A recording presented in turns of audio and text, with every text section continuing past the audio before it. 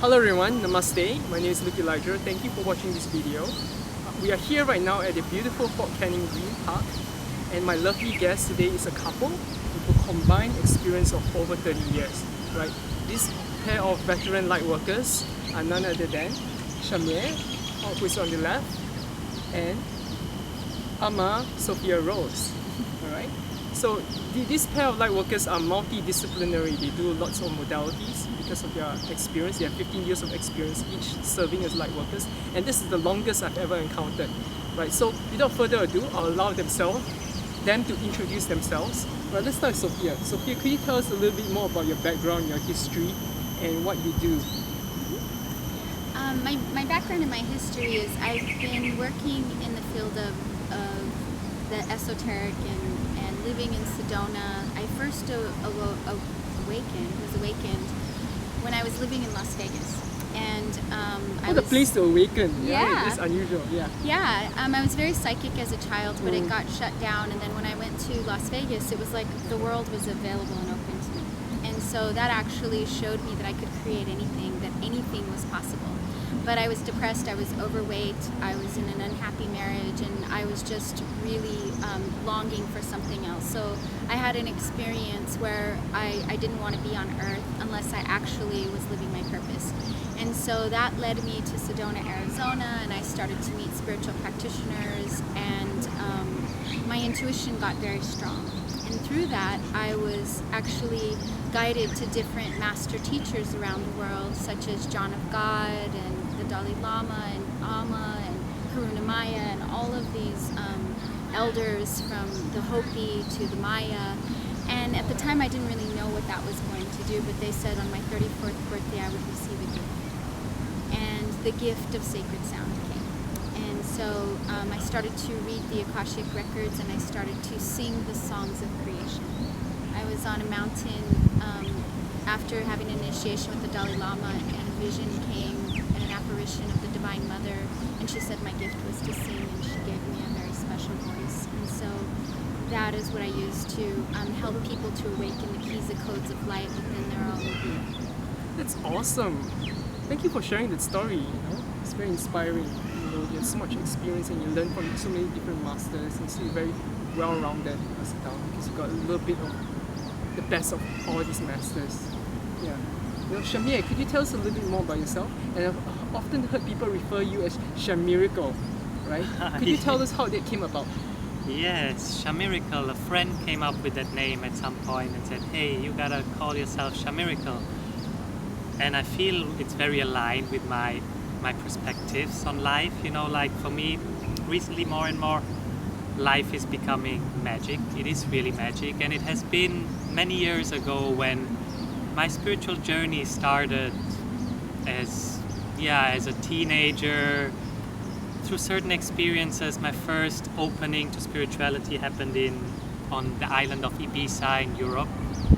And I got interested in my roots, which are Indian, wanted to find my teacher, my guru, and it took me on very many adventures. I got initiated in a Bhakti yoga tradition many years ago, then studied physiotherapy, devoted myself to healing and supporting people on their awakening journeys.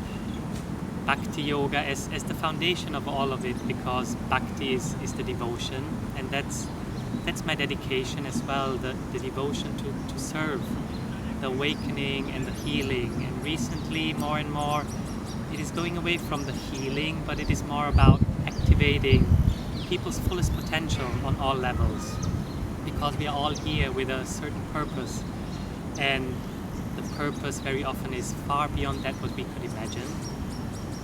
And the purpose can very often be magic. Our life is magic. Like I have studied anatomy, I've studied a variety of energetic healing modalities such as Theta healing, also some sound healing, craniosacral work, and Physiotherapy.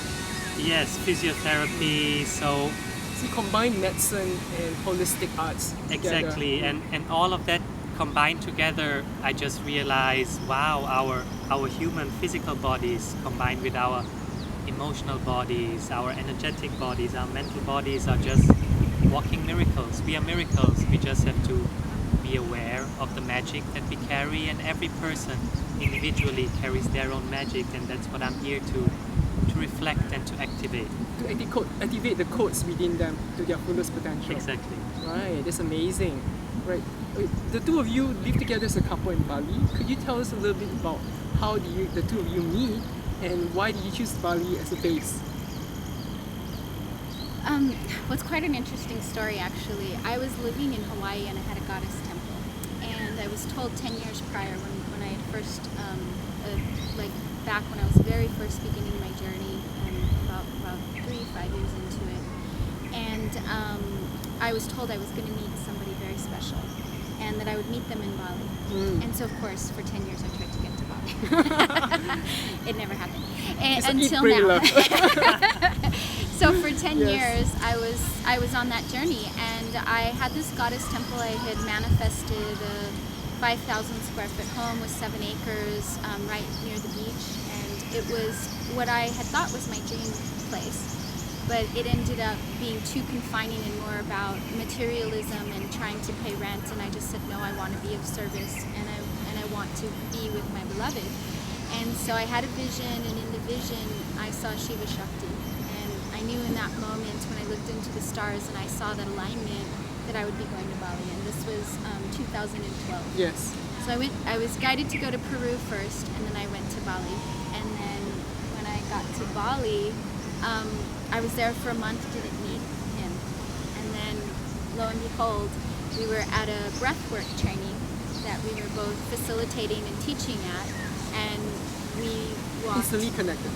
We met each other and we instantly connected, and that's basically started our journey together.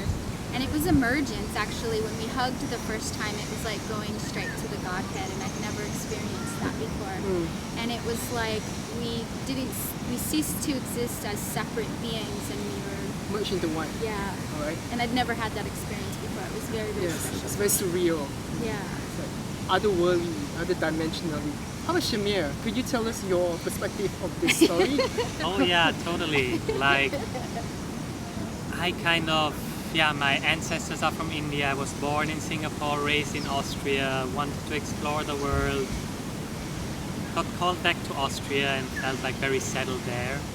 And at some point I just got called back to Southeast Asia. Destiny called me here, and I followed the calling. There was a lot of support and guidance. Very blessed in many ways. I manifested to live in Bali, supported to be in my purpose, to offer my services and my work. And then when Sophia was sharing the time when she arrived in Bali, I wasn't there. I was in India, actually the first time in the specific region where my ancestors used to live, and had like an internal cleansing process that I had to go through. And then I arrived back in Bali, and I saw this beautiful lady. And at the beginning I met my resistance. Like I had to face a lot of my resistance. Like there was this inner calling to our togetherness, but I wasn't ready. I had to shed a lot of layers, like of expectations and programs that have been passed on. And so with her merging that she experienced, like I experienced like a deep and strong connection, but at the same time my ego was very much resisting this connection. Yes.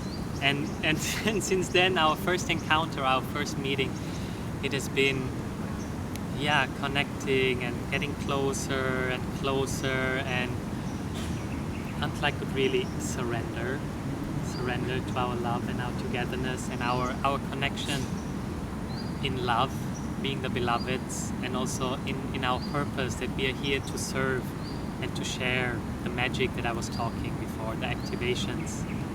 And that is an amazing blessing. I feel like really touched and blessed to be able to do this together with my beloved.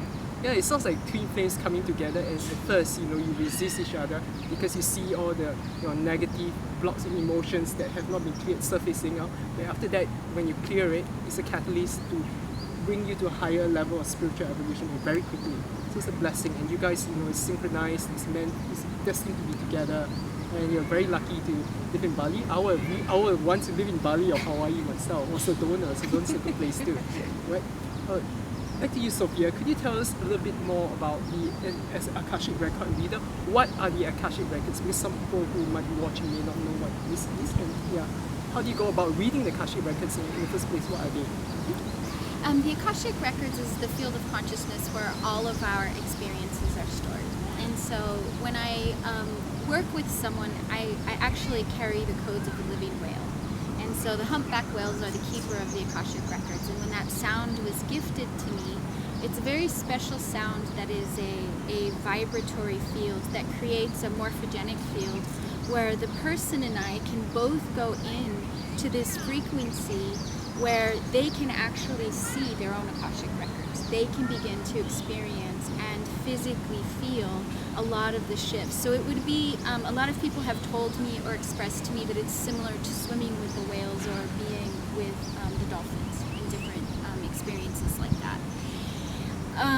It's a storytelling that is done through harmonics, and so where sometimes it could be speaking in the language of light, which is the ancient language of Mother Earth. It could be the language of the ocean, the trees, the stars, the cosmos, and it's also speaking in English as well. So it speaks not only to the mental part of the person, but actually to the depth of the soul.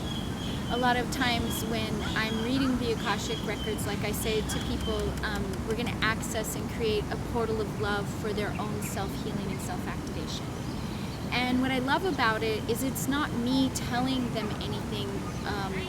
It's about us connecting together in that morphogenic field and feeling on a deep level the path, the purpose, clearing the obstacles. It's almost like everything becomes malleable. The field of consciousness becomes malleable. And it doesn't matter if people have done it before. I mean, I've worked here in Singapore for the last year, and I can have a corporate business person come in, and we go into that morphogenic field, and they're so taken back by their experience of seeing that part of themselves that they haven't fully seen before.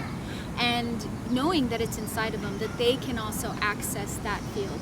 So what happens is that I work with people from not only from the time that the session happens, but for 35 to 45 days, because once that field, that vibration has been raised, then we can actually work together in dream time. And this is very prevalent in many traditions, such as the Aboriginal traditions, the Hawaiian traditions, the Native American traditions. It's journeying into the dream time. And it's a passion for me to be able to reflect through harmonics the soul of a person in a way that touches us both so deeply that we've seen the true namaste. I get to witness the goddess, God, divine aspect of self, and we just, more often than not, there's no words. Yes, you can't describe it in words. Yeah, it's otherworldly, totally. It's a union. You're like all of the everything. You're just the entire universe. Okay, you actually use your gift, which is your voice, very often in your light work. Could you give us a sampling of that?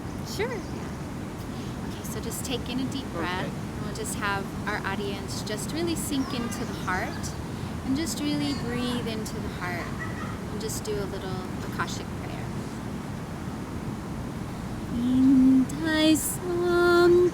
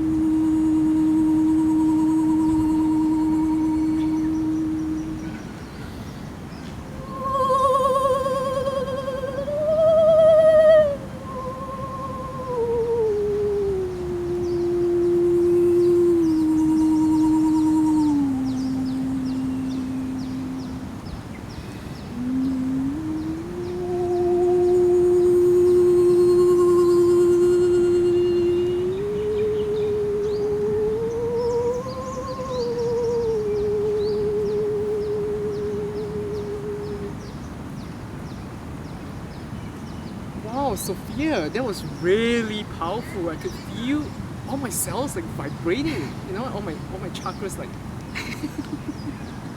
amazing. You guys, you need to experience it for yourself. Don't take my word for it, because just sitting beside her, that vibration is off the charts. Amazing. Thank you for that. Thank you so much. What a thrill. What a treat.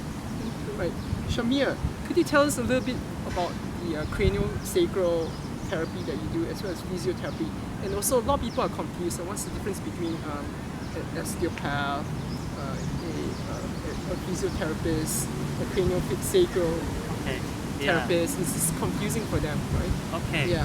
Yeah, totally. So, after having experienced spirituality from an Indian background, of course, you can't go into Austria and say, "Hey, I'm a yogi. I'm gonna give you a session." Yes. It's Austria. The German-speaking environment is a very Scientific. mental-based environment. Yes. So I needed some background to be able to approach my services or my heart, my calling, my offerings to the people. So I studied physiotherapy, and physiotherapy is a holistic approach to support healing, rehabilitation and recovery of injuries after surgery, of different kinds of diseases, but also prevention. And it is holistic in terms of that in physiotherapy, not the symptom is treated, but you try to identify the cause of the symptom and you work with this cause of the symptom. Meaning, if you have shoulder problems, the cause of the shoulder problem could be in your knee. So if by resolving the problem in the knee, you will resolve the symptom in the shoulder. So in that way, physiotherapy is holistic, and it has very foundational guidance in terms of anatomy, physiology, pathology. So all of that knowledge I've studied, which is very, very good as well. You know, it needs like a balance of the left brain and of the right brain, of the sensory and more emotional aspects of our beingness, and also the mental aspects of our beingness. So the physiotherapy covers more the right brain. Osteopathy is also very much based in the right brain in some ways, because people that study osteopathy have a lot of knowledge about anatomy, about the organs, about the musculoskeletal system. Like, they go very deep into detail on that knowledge. But how an osteopath works is very much with the hands become the instruments, and people learn to listen with the hands, like very subtle vibrations that our organs carry out to the surface of our bodies, our bones which rotate in very gentle and subtle rhythms, our connective tissue that expands and contracts. So an osteopath learns to listen to these rhythms, sense blockages, charges, disharmonies, and support the balancing of all of them. And craniosacral therapy has developed from osteopathy and is a specific path of osteopathy where, as I was speaking about the rhythm, you have a rhythm of life force which flows in the cerebrospinal fluid, which is the fluid surrounding the brain and the spinal cord. So it flows in a rhythm down and up the spine. So again, by listening with our hands, making the palms of our hands our sensory organs, we can tap into this rhythm which from the spine and from the brain, of course, as everything is connected throughout our body, expands and expresses itself in every structure of our body. And so we learn to listen to this rhythm and can sense again charges, blockages, imbalances. And especially like in the liquid field of our bodies and in the connective tissue, that's where from Chinese medicine our meridians run. In Indian tradition, that's where the nadis are in the connective tissue, that are like the energy channels. And these energy channels also carry our emotions, our stored emotions that we haven't released, which in the end, from my perspective or from one perspective, are a cause of imbalances and disease. So by connecting with this rhythm and observing this rhythm, holding it in light and awareness, it can unravel itself. It would be like you have a blockage here, and tapping into the craniosacral mechanism and observing the blockage would be like placing a mirror in front of the blockage, and it can recognize itself. Oh, actually I'm blocked and I don't need to be blocked, so I can release. And the blockages can be released, and this has physical effects and at the same time mental and emotional effects, as our physical body is not independent from our mental and our emotional Definitely body. totally connected. Totally connected. Synergized. And also physiotherapy works a lot with posture and movement. So posture and movement as expression, as physical expression of our inner states. It's very easy to identify through movement and through posture. Hey, what is going on an emotional level with these people, and supporting people through awareness, through posture. Also combined with what Sophia was sharing, like opening up this energetic field through sound and other vibrational modalities, like working with essential oils.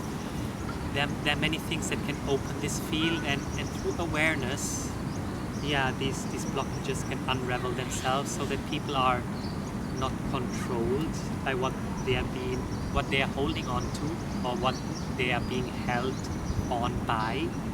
But so by the unraveling, people can really drop into their soul's purpose, their liberation, their fullest potential.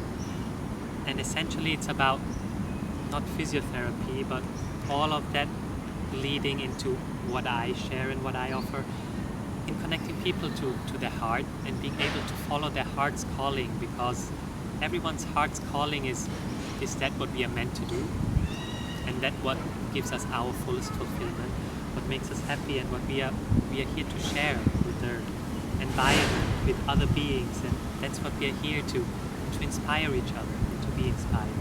So what you're saying is what you actually enjoy doing most, right?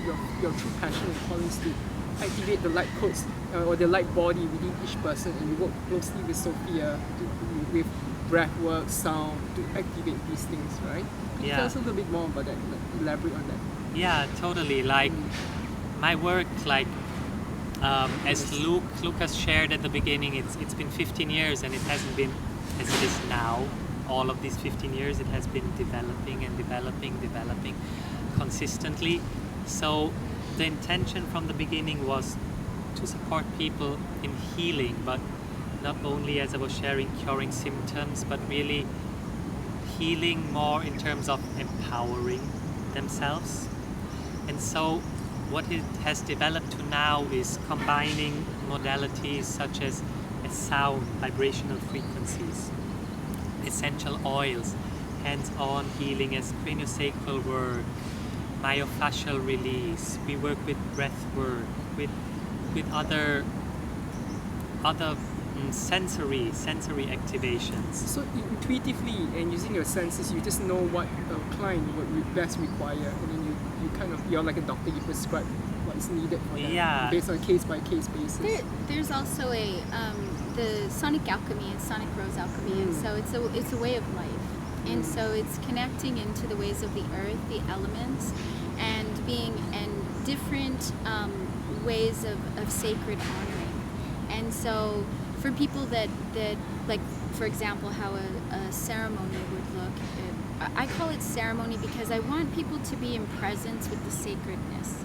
And so it's not about any religion or anything like that, but it's about coming into presence with the body temple and really being present with the breath, the movement, and the sound.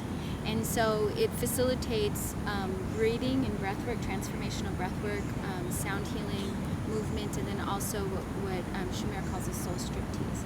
And soul striptease. Yeah, soul striptease, meaning that like we can access our fullest potential by really being free, and everything that we hold on to, that we don't really want to open up to, is actually a blockage, which doesn't mean that we have to follow everything, but just our inner awareness of openness, sharing ourselves, sharing our truth.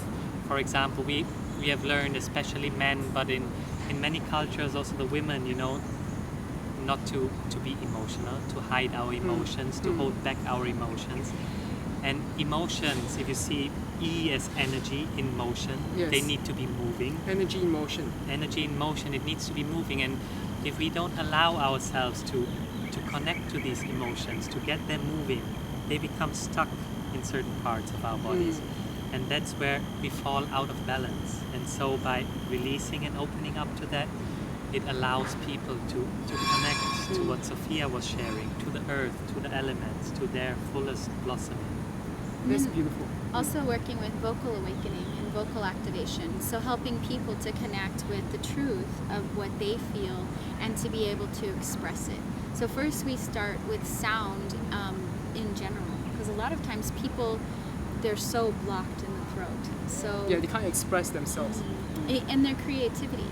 So really creating a safe, sacred space where they can connect in with the universal sound of music, and know that even if they're not a musician or they're not a singer, or they didn't think they were, when they connect with the vibration and the frequency, they begin to open up the voice, and then they begin to create their reality. And so bringing the consciousness to everything that we vocalize is what we create. So everything we speak is what we create. It comes from the traditions of Lemuria and Mu. And so you said about Sedona, Bali, Hawaii. Yeah, Atlantis, all connected or related. These are all civilizations. connected to ancient Lemuria. And Yes. so the sounds and the vibrations that we work through and the processes that we take people to is to take them back to the place before we got separated from nature and from the earth. Yeah, because it's our true being. It's what we truly were, more in tune with spirit and nature. And we've kind of forgotten and lost that by living this urban lifestyle, this artificial lifestyle. Yeah. So it's an adventure as well. We take people on soul adventures, and we do these in very exotic places like Sedona. We have one training in Sedona, one in Kauai, and one in Bali. And the land itself is the teacher. We come together in a pod, what I like to call like the whale pod or the sound pod, and we go through an alchemical vision quest. And so we take the different modalities that we share, and people get to experience the power of the transformation. And so Shamir goes in and shares his perspectives. We bring in other teachers and masters that have.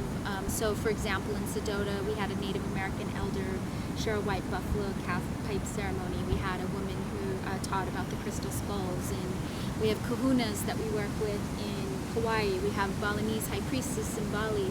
So we really work with the Aquarian consciousness to bring in the unification to help people to have a holistic and a really big perspective in sharing and being able to see, like, so for example, they can use sound with the yin yoga. They can use, if they're a yoga practitioner, if they're a DJ, they can understand how to connect with music in a way that's vibrational and what they're feeding to the people that are dancing to their music. A singer, it could be a hands-on practitioner. So many different people can receive so much benefits no matter what their modality is, understanding vibration, frequency. Yeah, that's what we call it. We call it alchemy, because as Sophia shared before, it's about recognizing the sacredness within everything. So alchemy means making any matter into gold. So, Transmutation. Yeah, transformation. transmutation, Yes. and that's what it is about. Recognizing the sacredness of each breath, of each moment. That everything can be a ceremony in devotion and dedication. And it doesn't mean that everybody has to become a sound healer, but it is about this full sensory activation that we recognize and get activated to our talents, our gifts, our creativities, our offerings that we have to give Well to said. the universe. You guys really have a lot to offer to anyone who's watching, Right. Could I ask you guys, each of you have 15 years of experience each, and that's a really long time, right? Most people, way showers, light workers who want to, practice spirituality, a lot of them, like, they try to do it for a few months, and after that they give up and say, I can't make money doing this, it's so challenging and difficult. What's the secret to your longevity? How do you manage to, stay on this path for such a long time? Yeah, go first. Diversity is the key to really be in presence with living passion and at the time I really didn't want to be here when I started this path. And so going into a place of living every day in appreciation and gratitude for existence, and knowing that it's not about money, but it's about service and devotion. It's about connecting to the earth and knowing that she provides everything, and really being in that childlike wonder where everything is what I want to do, what I choose to do, what I'm guided to do, where the energy flows, that's where I go. And being invited, just allowing the invitations to come to serve. And my belief is that, we spend half our life trying to figure out what our gifts are and who we are. And once we figure that out, it's to give it away. And it's to be in service. Very well said. I totally resonated with the last sentence you said. It's about, once you find a gift, it's about giving it away. Right. Shamir, could you have your perspective on this? Yeah, totally. Yeah. So what started me on the path and what kept me going all along was my heart.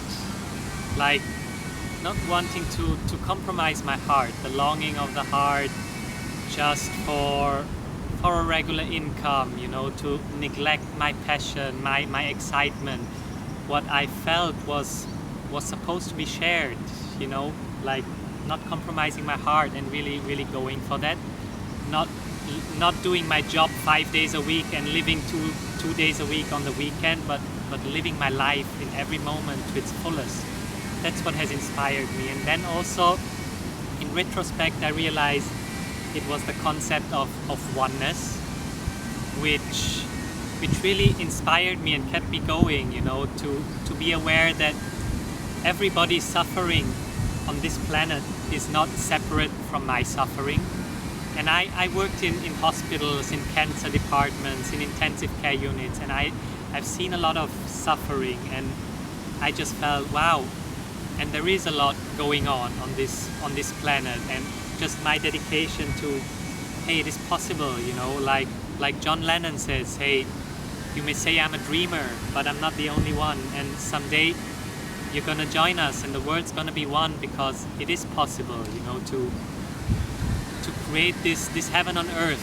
Yes. And just that feeling keeps me going. Yeah, I believe in it, and I totally believe in it, not just a little bit. That keeps me going. Yeah. Thank you to the both of you for your Yeah. service, for your active service all these years, right? We truly have to literally start to be the example and be the change that we want to see in the world, Yeah. right? So that's what drives us to make the world. We're really here to make a change and make the world a better place and make it better than when we leave, better than when we first came, right? Could you tell the audience and share with us some of the upcoming projects, assignments, and workshops that you have coming forward? Sure. In April, we have our facility. Well, we have the Vision Quest. It's April the 9th through the 13th, and that's a 5-day Vision Quest to really help people to dive in and talk and understand what it is that the sonic alchemy is about. And then the second part of that, which goes through the 19th, is a facilitator training. So if people feel called that this is their path and what they want to do, then they can take the full course and the 10 days. This happens annually, and this is our Bali activation. We're in Singapore right now giving sessions. We come back periodically. We offer sessions in Bali. I also do a lot of women's empowerment work, really helping women to delve into the womb, to open up their voice, to reclaim their power, to reclaim their femininity, and to really recognize what their path and purpose is, to be able to serve and nurture humanity through the changing and coming times.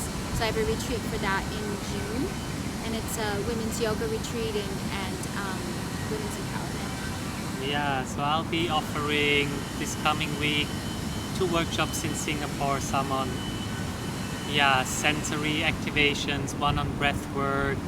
We have the training coming up in Bali, but annually we do like a training on Kauai, or maybe this time on the big islands, on one of the Hawaiian islands, in Bali, in Sedona. Also now Europe is calling us and inviting us more and more, so we will be going and doing some work in Austria and probably in England as well, where we will be sharing these activations and trainings in forms of a vision quest and a facilitator training, but also in forms of weekend workshops, classes, offering sessions. We also follow invitations, so if you feel that this inspired you or this called you and you would like to get to know us and Yes, would invite them to your city. Yes, Yeah. invite us. We are open. We are Yeah. following the flow and the inner guidance, Yeah, and the where guidance you're of the needed, universe. yes, I mean they travel the world to anchor the light wherever they're most needed. So it's awesome, amazing, you know. I truly have the utmost respect for the both of you. But how can the audience get in touch with you? Where can you go to find out more about your courses, or to reach out to you to hire you for a consultation, or to book one of your workshops? Where can they go to?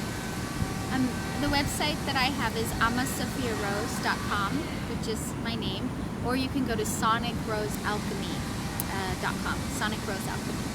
Yeah, and you can connect with both of us also on Facebook, like Amma Sophia Rose, or my Facebook name is Shamir Chahatma. And my website is just being built right now, so it is shamiracle.com. That is where you will be very soon be able to find me and my services, my offerings. And then we are also building a website for our combined services together. So there is much more to come. It is just the beginning. It's just the beginning, Yeah. it truly is. This is what I feel about the both of you, you know? Right, please support both of them. I'll be placing all these links of theirs below this video, so do click on them to find out more. Right, thank you Shamir and Sophia for agreeing to be on this video and sharing with us all your gifts and talents. Right, I definitely know that I'll be seeing you guys in a future video, and yeah, do support them, and wherever they are, it could be in your country, right? And thank you so Yeah. much. Thank you. It I was just want to such a thank blast. you. Thank you so much for your service and what you bring forth, and just really giving us this opportunity in this medium. Without you, it's just we all work together. So it's just so much gratitude. Yeah, thank you so much. Thank you as well to And you. thank all- you as all well wonderful for watching. audience. Yes, thank you for watching this video. Gratitude Yes. everywhere. We'll see you guys in our future videos or in a future workshop. Okay, bye bye. Blessings.